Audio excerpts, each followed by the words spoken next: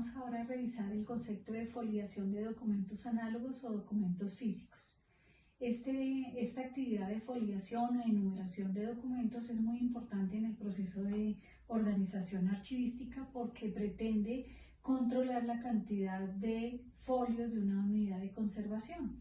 Y aquí pues lo hacemos bajo el marco del principio de orden original en temas de integridad del documento o de la unidad documental.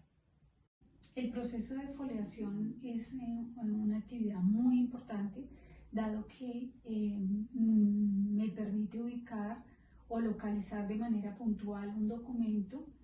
Es necesaria para los diferentes, como requisito para el diligenciamiento de otros instrumentos, tales como los inventarios o control de préstamos de información.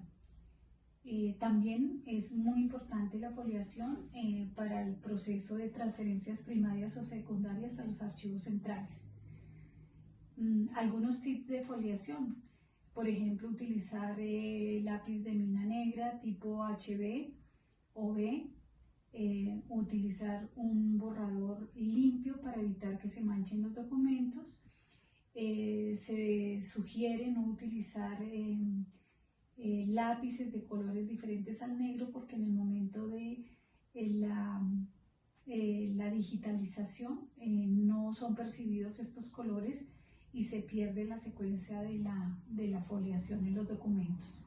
Por otra parte, también se recomienda hacer la foliación en el sentido de la lectura, es decir, que si el documento es transversal, debemos numerarlo en la parte superior en el mismo sentido que estamos leyendo. Y la última, o una de las últimas recomendaciones que puedo hacer, es que se debe foliar en la parte superior derecha a 2 centímetros para garantizar que el número de la foliación sea visible en procesos de digitalización.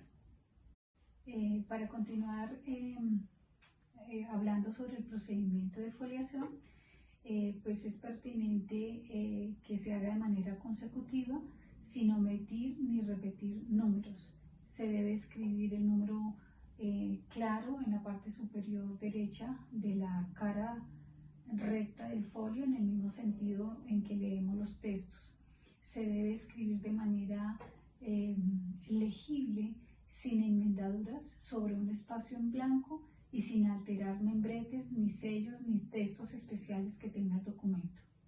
Adicional, también se deben numerar o foliar todos aquellos documentos o elementos diferentes a papel, como cassette, videos, y colocarlos dentro de bolsillos de acetato para conservar dichos elementos.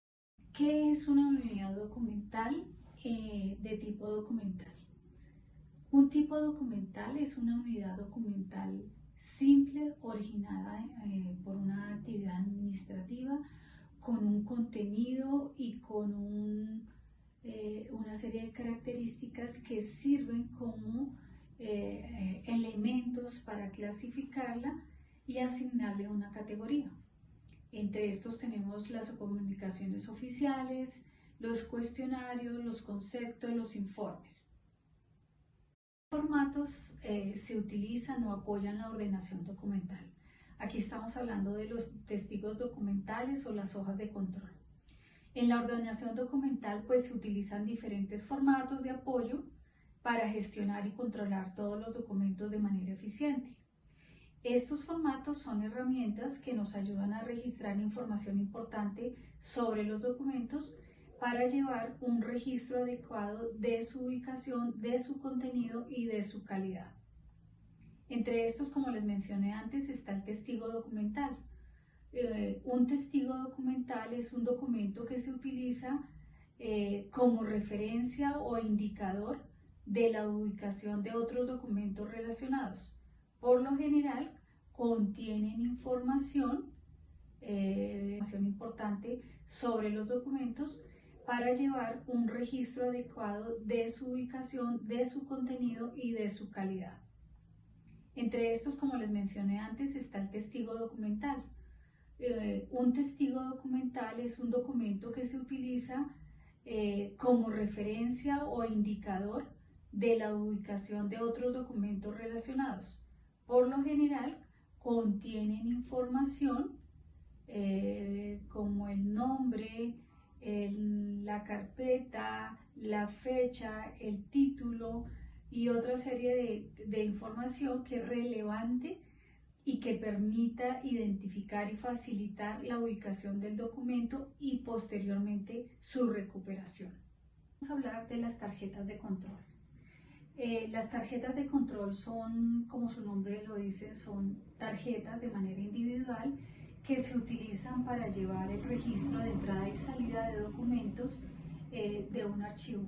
Cada vez que se retira un documento, se registra en esta tarjeta de control, lo que ayuda a realizar un seguimiento o permite hacer un seguimiento de quién tiene un documento en determinado momento y cómo se desarrolló ese préstamo. También tenemos los formularios de préstamo o devolución que se utilizan para registrar formalmente el préstamo y la devolución de un expediente, de un grupo de documentos y también tiene como fin controlar en determinado momento quién lo retiró y cuándo lo van a devolver y en qué condiciones lo devolvieron. Ahora para este tema vamos a mirar cómo se debe efectuar la rotulación en las carpetas y las cajas de archivo y qué información relevante debe ir en cada una de estas unidades. Es muy importante tener en cuenta que la marcación en las unidades de conservación debe garantizar la información mínima de búsqueda para la recepción de la información. Vamos a hablar ahora de las unidades administrativas. Debe consignarse el nombre de la dependencia o la unidad administrativa de mayor jerarquía de la cual depende la oficina productora. Oficina que produce. En la unidad administrativa debe consignarse el nombre de la dependencia o la unidad administrativa de mayor jerarquía o de la cual depende la oficina que produce o la unidad productora. Unidad administrativa. Debe consignarse el nombre de la dependencia de la unidad administrativa de mayor jerarquía de la cual depende la oficina productora. Oficina productora es la oficina que produce y conserva la documentación tramitada como resultado del ejercicio de sus funciones. En la serie, pues debe colocarse el nombre de la serie documental registrado en las TRD o en las tablas de retención documental. En cuanto a la subserie, pues aquí también aplica que debemos colocar el nombre de la subserie que está registrado en la tabla de retención documental. En cuanto al título, pues indica el contenido específico de la carpeta. Por ejemplo, el contrato 0001 del 2016, contrato 0002 del 2016 y así sucesivamente. El número de la caja. La caja en la que se almacenará el total de los expedientes.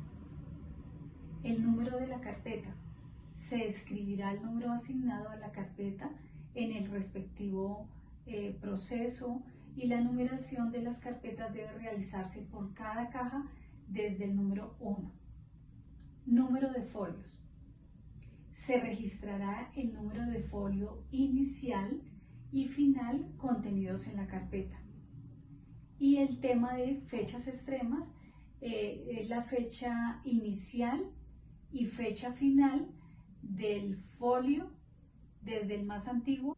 En cuanto a qué condiciones deben de cumplir los depósitos de archivo, pues nos vamos a la norma o al acuerdo 008 del 2014 que establece las condiciones y características mínimas de almacenamiento de archivo. Vamos a enumerarlas una a una. ¿Cómo se deben almacenar las cajas al interior de los depósitos de archivo? En los archivos de gestión deben ir ubicados en estantes de izquierda a derecha por serie documental y en orden cronológico, y el lomo de la carpeta debe ir hacia la parte del entrepano. Un aspecto importante es la ubicación adecuada de los depósitos de archivo y que deben de estar con todas las características para proteger los documentos de factores ambientales y riesgos como incendios e inundaciones, y deben cumplir con una serie de estándares de seguridad y protección de documentos. Ahora vamos a hablar de la infraestructura. Pues se debe contar con una infraestructura adecuada y necesaria para almacenar documentos, de manera que estos estén pues organizados y tenga fácil acceso a los mismos. También se debe contar de estas infraestructuras, pues deben de contar con sistemas de control de temperatura, de humedad, sistemas contra incendios e inundaciones. En cuanto al tema de control de acceso, pues digamos en este aspecto es que se deben establecer una serie de controles adecuados para permitir que solamente ingresen a estos sitios las personas autorizadas, por temas de confidencialidad, que la información allí reposa, y por temas de sustracción de estos. En cuanto al inventario y descripción, por supuesto que se deben llevar los registros muy precisos y de manera actualizada de los documentos allí almacenados en estos depósitos, con el ánimo de garantizar su custodia. Y en cuanto al tema de conservación, pues los documentos deben ser almacenados de manera que se pueda preservar y mantenerse un excelente estado a lo largo del tiempo. En cuanto a la custodia y responsabilidad, pues se debe designar a una persona, bien sea o también puede ser una entidad que responda por la custodia de estos elementos o de estos documentos en estos depósitos, y deben a su vez establecerse políticas de seguridad y custodia, así como la responsabilidad de los mismos. Para llevar a cabo el proceso de reconstrucción de un expediente, teniendo en cuenta el acuerdo 007 del 2014 en Colombia, podemos seguir las siguientes actividades o pasos. Primero, una identificación de los expedientes que se requieren reconstruir y determinar la razón de por qué se deterioró o por qué se perdió. Segundo, vamos a hacer una recopilación de la información. Esto significa que hay que recolectar la información disponible sobre los expedientes perdidos o dañados, como copias electrónicas, documentos relacionados, registros de transacciones, etc. Ahora vamos a hablar de las hojas de control. Una hoja de control es un formato o es un documento que se adjunta a un conjunto de documentos, bien sea una carpeta o un archivo, para registrar información relevante, que puede incluir temas como el título de la carpeta, la fecha de ingreso, la fecha de retiro, el nombre de las personas responsables y cualquier otro tipo de información. Vamos a hablar de un documento que se llama la hoja de control, y de acuerdo al Archivo General de la Nación, este documento se utiliza para registrar información importante sobre los expedientes o documentos que se manejan en una organización. Vamos a hablar del campo estado. Este es un campo que me permite colocar o diligenciar un estatus del expediente, por ejemplo, si está en proceso, si está archivado o si está para revisión, para algún proceso de transferencia, etcétera. También tenemos un campo de observaciones y allí pues se puede, de ser necesario, diligenciar alguna observación, alguna recomendación para la persona que está a cargo de, digamos, del expediente, seguir alguna indicación particular acerca del documento.